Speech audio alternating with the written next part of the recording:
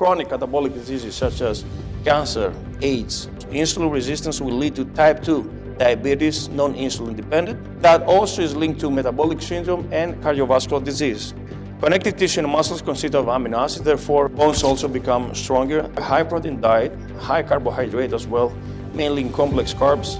We carry our own fat, but our muscles carry us. So the stronger the muscles, the denser the bones, and this is explained why.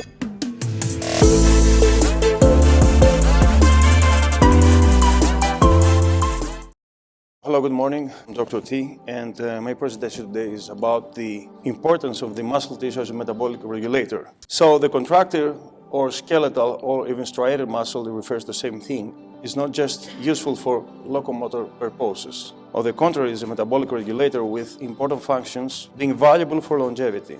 According to Mauro Di Pasquale, we carry our own fat, but our muscles carry us. This phrase implies the importance of the muscle tissue versus the fat. Now, the multiple role of the skeletal muscle, apart from the thermogenesis and stimulation of the basal metabolic rate, the skeletal muscle have abilities of critical importance. Striated muscles support bones and skeleton, improve the posture, and contribute to proper breathing. Intercostal muscles, sternocleidomastoid, serratus anterior, and levator scapulae are respiratory muscles, along with the main muscle of respiration, which is the diaphragm, a dome-shaped muscle that separates the abdominal from the thoracic cavity. Now, the contractile muscle affect the protein metabolism because the muscles consist of protein and amino acids, and actually the skeletal muscle is a major pool of amino acids, a reservoir. So the role of protein is fundamental in order to support and consist the building blocks that participate in the synthesis of immunoglobulins A, D, E, G, and M. So we know that immunoglobulins are proteins, therefore muscles that are breaking down they're made of proteins are very important for the immunity. Skeletal muscles are able to to store 90% of the glycogen stored, which is the main fuel stores in the body, and a small percent deals with the liver. Now, the amino acid pool is responsible for the positive or negative nitrogen balance. These amino acids are broken down in cases of stress, such as starvation and malnutrition. Now, starvation is a form of physical and mental stress, and it kicks cortisol, the stress hormone, and the gluconeogenesis occurs. Now, the gluconeogenesis is a complex procedure that takes place in the hepatic parenchyma. The skeletal muscle is broken down to provide glucose as an acute energy source for the brain and for the muscle itself. During trauma also, or burns, amino acids serve as an indirect energy source through gluconeogenesis. Gluconeogenesis equals muscle breakdown and catabolism, actually. That lowers BMR. This is catastrophic. This obviously equals to slower recovery and recuperation. Eventually, there is a poor quality of living, leading to wasting syndrome or cachexia. The lower the muscles, the higher the insulin resistance, and this reflects on the hemoglobin A1C. This occurs because muscle tissue is the #1 metabolic regulator, and it burns glucose and fights glycemia. So the less muscle that we have, the more likely to develop insulin resistance and prediabetes. Now, during the andropause and the middle age crisis, this is the aging process that can actually lead to sarcopenia. The striated muscles are characterized by severe atrophy, minimizing in size. Andropause is a result of hormonal decline and reflects on how contractile muscles work. Cachexia leads to elevated adipose tissue, which in turn elevates estrogens and beta-estradiol in particular. Elevated estradiol increases also SHBG, the sex hormone-binding globulin that is antagonistic to the bioavailable free testosterone, the one that works. Therefore, we conclude, it's very simplified, but it's true, that the less muscle we have and the more fat we develop, the less the free testosterone, the sex drive. Now, the hormonal replacement therapy, both men and women, replaces the hormones, and in order to preserve the skeletal muscle and avoid wasting, HRT is necessary. Androgens in men, testosterone replacement therapy ensures there is no catabolic effect of cortisol because glucocorticoids and cortisol in particular is antagonistic to the androgens. So the lower the androgens, the testosterone, the higher the cortisol, which is catabolic. And after the age of 40, usually androgens decline and andropause equals the middle age crisis in men.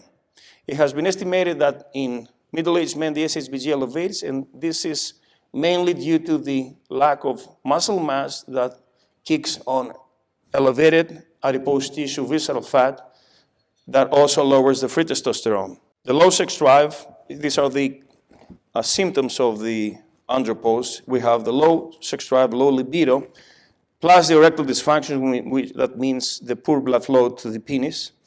Testicular shrinkage as well because of the low testosterone. And this is a classic symptom of the primary hypogonadism with testicular failure, with elevated LH but low total and free testosterone. The elevated LH reflects on the compensation of the brain to the lower testosterone and the shrinking of the testicles. We have, of course, as a result, lower muscle mass, strength, endurance, stamina. Lower muscle and lower BMI equals lower BMR. Increase of the visceral fat that leads perhaps to gynecomastia also because gyno is estrogen related as well. Lower sex esteem and depression because of the lower DHT, but also because there is lack of optimization of neurotransmitters like serotonin, the joy hormone, and dopamine, which deals with the feeling of reward. Cognitive function is also linked with that. And another two things is the osteoporosis, osteopenia, that leads to bone fractures because lack of androgens. We have a lower bone mineral density, and the lower the androgens, the lower the APO, that reflects to the erythrocytosis, erythropoiesis, the synthesis of red blood cells, that lead to oxygenation of the skeletal muscle and the tissue in general. So we have lack of stamina and endurance and fatigue. Now we start to observe a significant loss in lean body mass and feeling weaker as muscles shrink and the basal metabolic rate drops. This eventually causes in more visceral fat, which increases estrogens, and estrogens is a negative feedback in the brain for synthesis of GnRH and LH that as a result increase testosterone. The less muscle will lead to insulin resistance since muscles are the #1 metabolic regulator of the body that burns glucose. Insulin resistance will lead to type 2 diabetes, non-insulin dependent. That also is linked to metabolic syndrome and cardiovascular disease. So we understand that lower testosterone may lead to metabolic syndrome and cardiovascular disease. The efficiency of the visceral fat oxidation becomes sluggish as testosterone levels drop. Now, testosterone synthesis must be by increasing positive nitrogen balance through assimilation of the animal protein. As we take testosterone, we are able to create a positive nitrogen balance through the assimilation of amino acids. Also stimulates aldosterone from the kidneys. It's a hormone that retains sodium and water as a result, that is able to lubricate the synovial cavity and smooth the pain in the joints. In this way, sarcoplasm is volumized and muscles appear fuller, toned, and this particular equals greater anabolism. After all, we know that muscles consist 70% of water. Nevertheless, it's also an anticatabolic agent, is the main hormone in the replacement therapy of the man. Here we have several forms of testosterone. We have the oil-based enanthate from Greece and cypionate from the US, and transdermal testosterone of different concentration, 1%, 2%, and 10%. Now, this of the 10% is bioidentical liposomal. The other two were alcohol-based.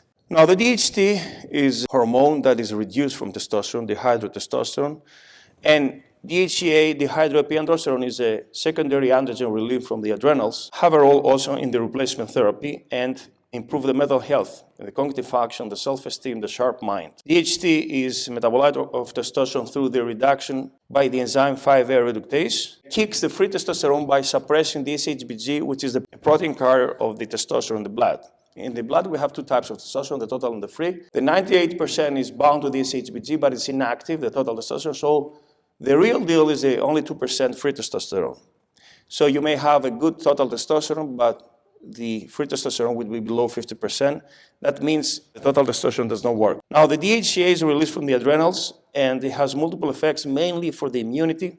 But as an androgen also, it may improve the body composition, the EPO synthesis, may have also an effect to suppress the SHBG and improve the cognitive function and the self-esteem. Speaking now about the muscle wasting, under autoimmune diseases like erythematosus or the multiple sclerosis, but also other chronic metabolic diseases such as cancer, AIDS, or COVID-19, muscle degradation is something quite common.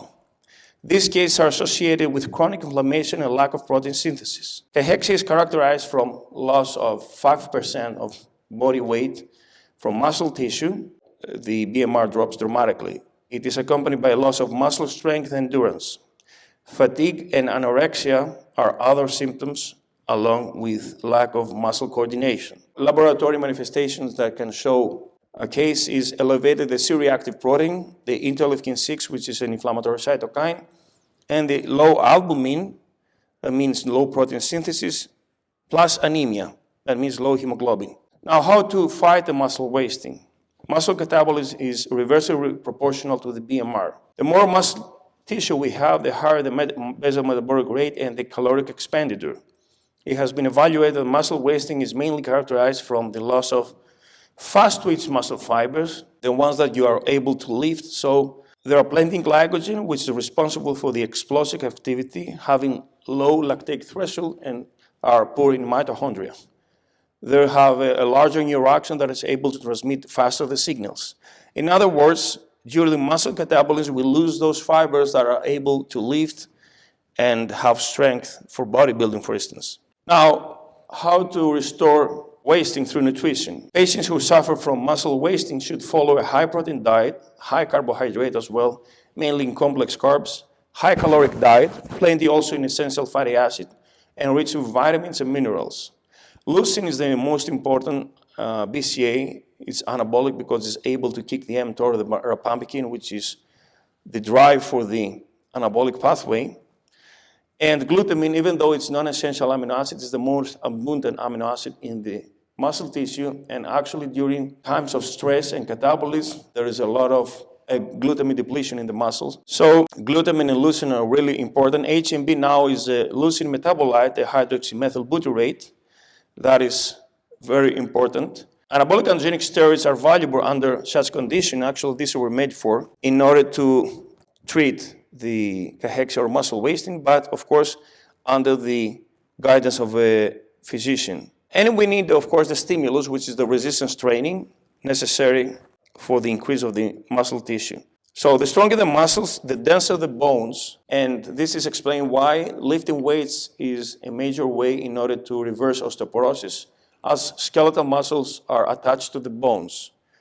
That's why during cachexia and muscle wasting, we have more fragile bone tissue. Of course, in order for the bones to strengthen, we need proper amount of the active form of vitamin D along with calcium absorption from the food. Now, the anabolic androgenic steroids are agents that support the muscle wasting. The natural decaonate known as decadrabolin is a pharmaceutical grade agent, anabolic steroid, 19-testosterone derivative.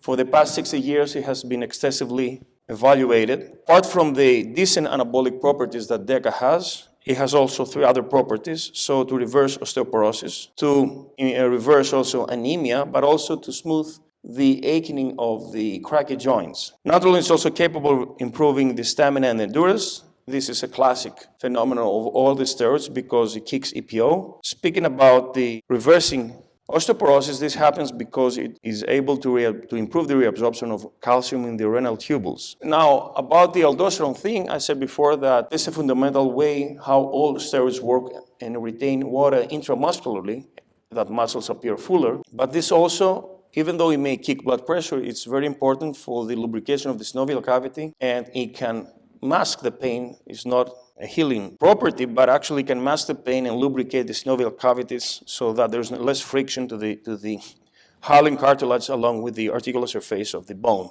Another good thing about the DECA, the natural one, is the low androgenicity. That means that also women can use it, of course, in moderate doses, let's say 50 milligrams every week or 100 every 2 weeks. And it has less likely chances to develop hirsutism, acne. Now, not only is it a great anabolic agent, as we said, it's a really decent anabolic. Anabolism, synthesis of muscle tissue, but also connective tissue is really important under trauma and burns. Connective tissue and muscles consist of amino acids. Therefore, through a rich diet in protein, we can achieve a superb level of tissue healing. As muscles are strengthened from the resistance training, bones also become stronger and they attach to the muscle. We said that before. And the significance of lifting weights is well known in postmenopausal women that have to reverse the osteoporosis through lifting weights instead of just doing cardio. Now, another agent that is useful, is really important, is the growth hormone. We know that It has anti-aging properties under minimal doses, lifespan properties, and it works synergistically well with testosterone, anabolic steroids against the catabolic diseases. Now, GH favors anabolism by increasing the DNA synthesis in the tissue, so making up new cells, and this is achieved through the proliferation of the cells by the release of IGF-1, which is the active form of the growth hormone in the liver, the insulin-like growth factor. Somatropin is the endogenous form of the GH from the pituitary gland that decreases with age, and we can estimate this by blood work measuring the IGF-1 levels. Low IGF-1 is linked to mortality, as much as high IGF-1 is linked also to cell proliferation, which is the basis, of course, of cancer and tumor growth. Optimized IGF-1 levels has various benefits against aging, including synthesis of collagenous fibers and connective tissue, improving skin quality, elasticity, arterial walls, joints, tendons, ligaments, and articular surfaces, and the proliferation of T and beta cells in the thymus gland. GH is a very good tool for the immunity. Also, there's an association between the GH and the levels of the clothoprotein that is linked to elongated telomeres and longevity. And GH, when it's combined to testosterone replacement therapy, DHT, mesterolone, DHEA, and androlone, can become a powerful stack against aging and fragility that is associated with mortality in the elderly people.